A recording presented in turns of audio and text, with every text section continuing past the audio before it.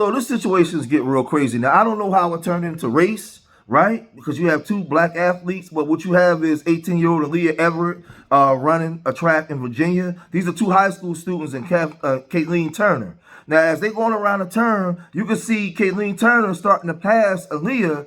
And Aaliyah, it looks like she allegedly raises her arm and hits her upside the head with the metal baton, right? And it's the whole country is in an uproar. The NAACP is stepping in. And like I said, the girl's 18. She's being charged with misdemeanor battery. The Lynchburg Commonwealth attorney, Bethany Harris, said this week that an assault and battery charge has been filed. Now let's look at how this unfolded. Now with an update on that baton blunder making headlines, Tam, you can see it here. The high school track runner accused of attacking her opponent with a baton is now facing assault and battery charges. All this happened during a relay race at the Virginia High School League Championships. Kayleen Tucker was gaining speed on Layla Everett when Everett appeared to suddenly swing her baton, hitting Tucker in the back of the head.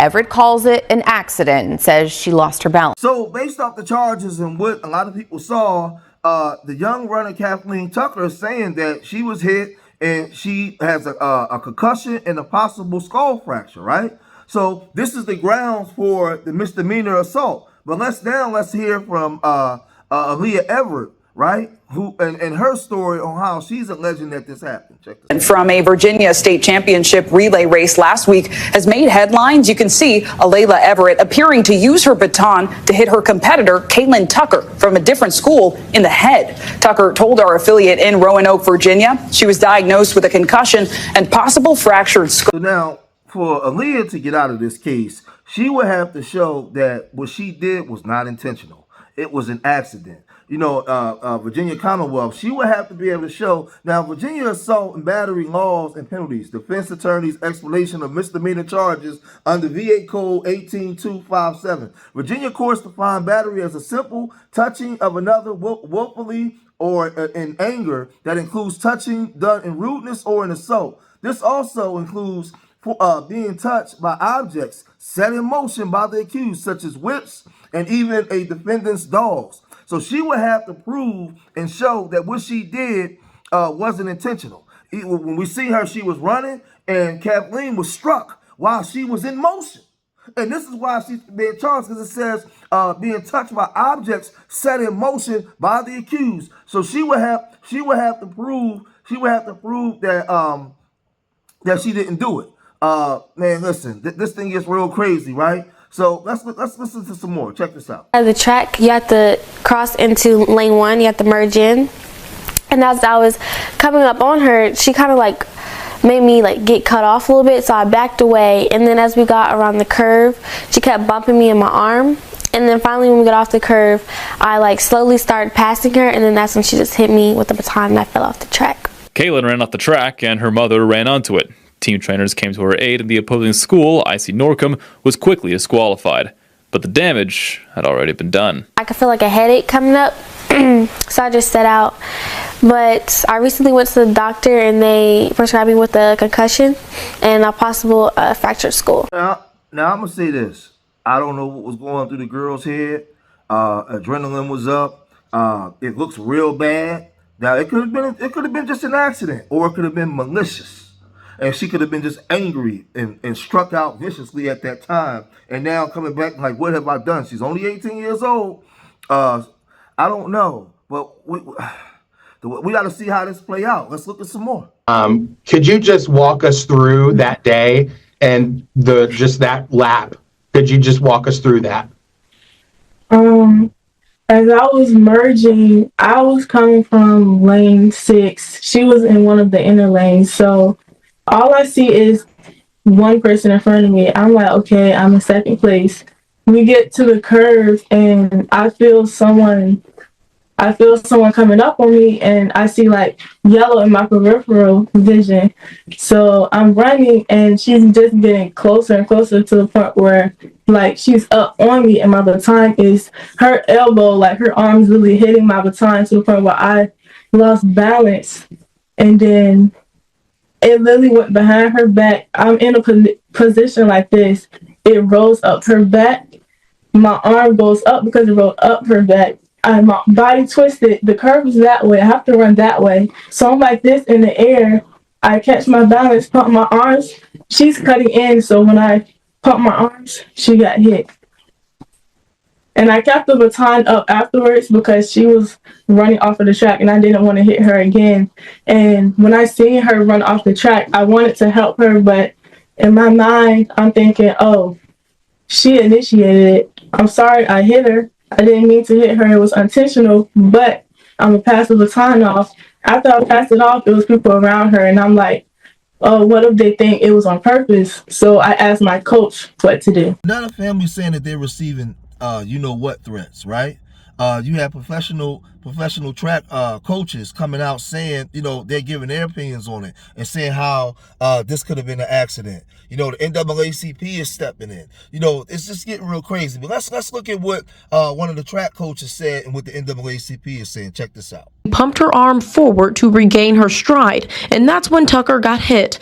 But for many watching the viral video that shows the incident from the front, they think it was intentional. Or just seeing one video and it looks bad from that angle. A certified USA track and field official even slowed down the video to show just how close the two athletes were competing. And for anyone watching it with just the naked eye, it's just too close for anyone outside of these two athletes to call. Leaving certain things out did so much damage to our family. The Portsmouth NAACP released this statement in support of both families and called out the racial slurs and death threats that Alayla and her family have received. Lynchburg Commonwealth's attorney Bethany Harrison says a petition for 1 count of assault and battery has been issued. In response to that, Portsmouth NAACP saying, quote, "We are committed collectively to ensuring that the criminal justice system, which we feel is not warranted in this situation, is executed fairly and based on due process." So we're going to see how this plays out. You know, the state is going to come in, the Commonwealth is going to come in and say that she intently, while in motion, struck Kayleen in the head while they were running around the track. We see how the defense is bringing in track coaches, seasoned track coaches, to explain how close it is, and it's hard to determine whether she did this in malice or whether she did this by accident. We don't know. Right? But it's going to come down to you guys and what you think, right? Then you got the NAACP stepping in and saying, you know, saying that the Commonwealth shouldn't be involved in this, right? This is something that the schools and whatever, you know, whatever punishment has to be levied down, but it should not be inside the Virginia Commonwealth. They want to keep it out. They're calling racism, even though it's 2 black people that's involved, right? But she held a rally. She held a rally and her family to defend herself, and this is what happened at the rally. Everett and her family were surrounded by support Thursday evening, speaking out at a rally organized by community members, all unified with one message. Stand for Layla Everett! We stand for Layla Everett! First of all, we want to say unequivocally that Layla is not a criminal and she's not an attacker. Portsmouth NAACP President James Boyd says it was important for him to attend this rally to discuss more on the statement the NAACP chapter put out in response to the now viral incident. Boyd says the most striking detail from all of the outrage is the fact that Alayla faces an assault and battery charge, a charge he and the Lynchburg NAACP chapter aren't pleased with. Our Lynchburg NAACP leaders had a meeting this morning with the Lynchburg Commonwealth attorney. The purpose of that meeting was to go in and advocate that no charges should be levied against Alayla. He believes the charge of assault and battery did not stem from the office of the Lynchburg Commonwealth's attorney, Bethany Harrison, but instead it possibly came from the parents of the other involved athlete, Kaylin Tucker. So it could have lasting effects on her college admission, could have lasting effects on her scholarship. Let me just say this. You know, the NAACP wants to step in now and defend this young lady, and I understand. But what I haven't saw was the proper humility from this young woman and her parents towards Kayleen. I seen her mom's face looking real angry, looking like she's ready to just start running her mouth. But I haven't seen them tell her daughter to say, hey, listen, this was a mistake, but I sincerely apologize to Kayleen. I am so sorry. Kayleen Tucker and her family, I I don't know what happened. It was adrenaline. I did not mean to hit you. I didn't see her do that at all. I didn't see no humility. I see her crying, defending herself, but I don't see her apologizing for what happened. And maybe it was an accident, maybe it wasn't. We know what it looks like on camera. We know what we see, right? And I'm appalled that the NAACP would get involved and not prompt this girl to get up on camera and apologize, where we all can see it, where everybody can see it, right? So charges have been filed, and I know within our community, man, whenever we do things to each other, we just want to wipe each other out and destroy each other. Lock them up, put away the key. These are two young girls, 18 years old, not fully developed brains. I feel like she made a mistake. She did something stupid, very dumb. So I don't think that her life should be over. I think she should be reprimanded. I think there should be, maybe if she's found guilty, a psychological evaluation for why this happened. But I don't think that it's the end of the world for her and her life is over. I think she did something very stupid. She made a mistake. And I think that she's been misguided by her parents and the NAACP, right? Even if it was a mistake.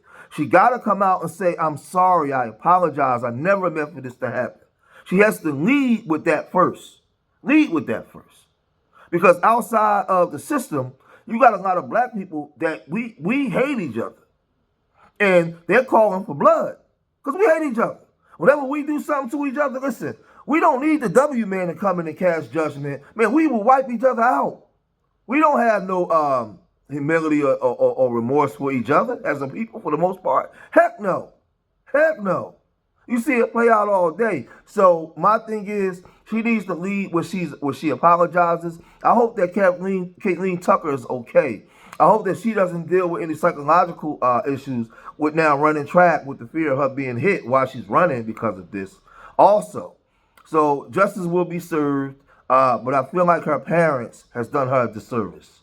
Her parents and the NAACP has done this young girl who's only 18 years old a disservice. And the way that they approaching this situation. But let me know what you guys think, man. I'm gonna cut this video short. Leave your comments in the comment section. Subscribe to Street Media TV. Hit that like button. Remember, I love y'all. Till next time. Peace.